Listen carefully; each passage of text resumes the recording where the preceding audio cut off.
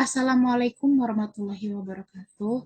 Halo semuanya, perkenalkan nama saya Kanisha Zahrani Fauzia dari kelas 4 PJJA, jurusan Teknik Sipil, Program Studi Perancangan Jalan dan Jembatan, Politeknik Negeri Sriwijaya.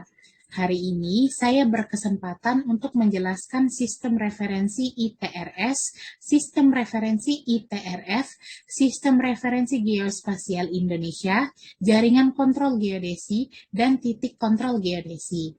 Mari kita pelajari bersama ya. ITRS atau International Terrestrial Reference System adalah sistem referensi koordinat global sebagai acuan bagi posisi dan pergerakan titik di permukaan bumi. Jadi, ITRS ini dapat dibilang adalah sistem referensi yang berfungsi sebagai acuan untuk pengukuran yang ada atau dekat di permukaan bumi.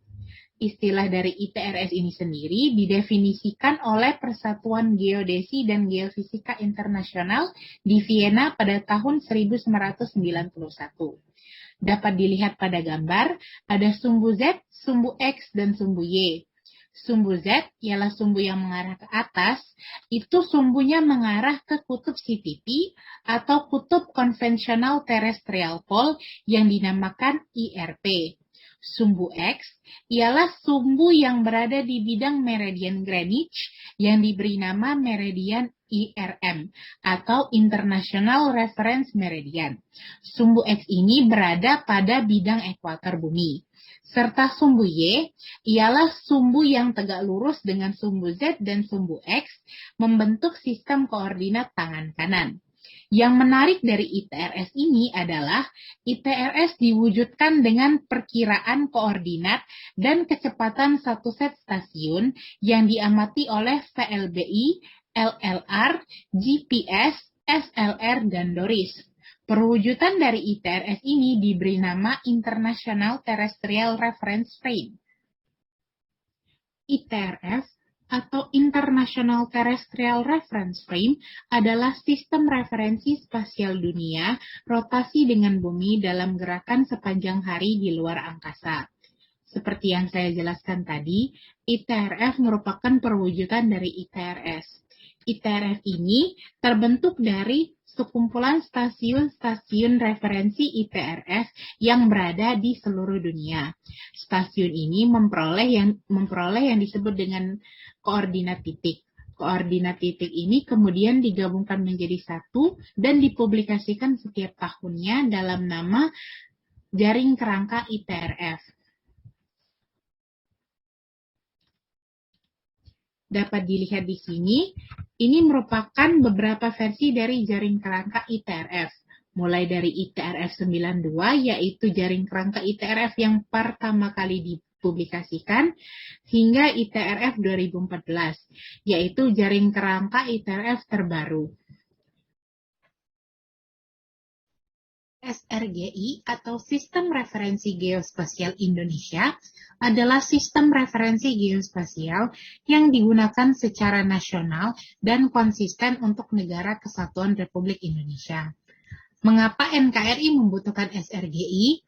Hal ini dikarenakan NKRI terletak di antara pertemuan beberapa lempeng tektonik yang bersifat dinamis, sehingga perlu diperhitungkan sistem referensi geospasial.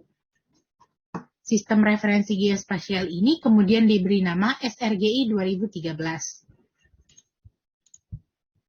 SRGI 2013 terdiri dari dua bagian, datum horizontal dan datum vertikal. Datum horizontal adalah kerangka acuan global untuk pemetaan horizontal, datum vertikal adalah kerangka acuan global untuk pemetaan vertikal.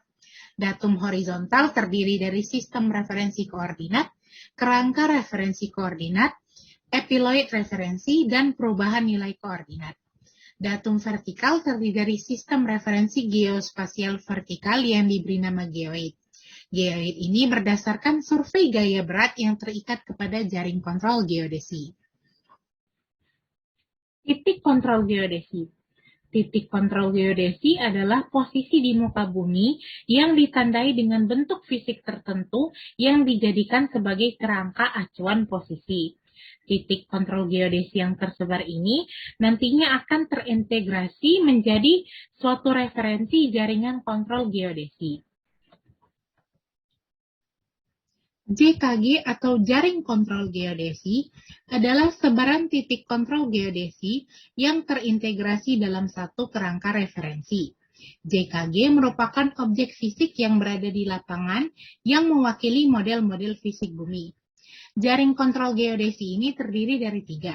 Jaring kontrol horizontal nasional, jaring kontrol vertikal nasional, dan jaring kontrol gaya berat nasional.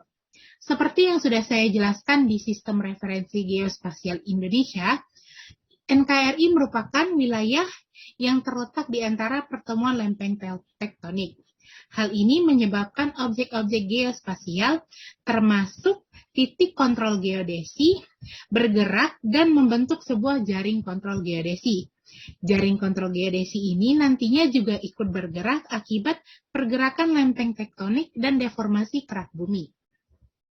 Saya rasa sampai di sini penjelasan saya. Lebih dan kurangnya saya mohon maaf. Kepada Allah Subhanahu wa Ta'ala saya mohon ampun. Wabillahi taufik wal hidayah. Wassalamualaikum warahmatullahi wabarakatuh. Terima kasih sudah menonton.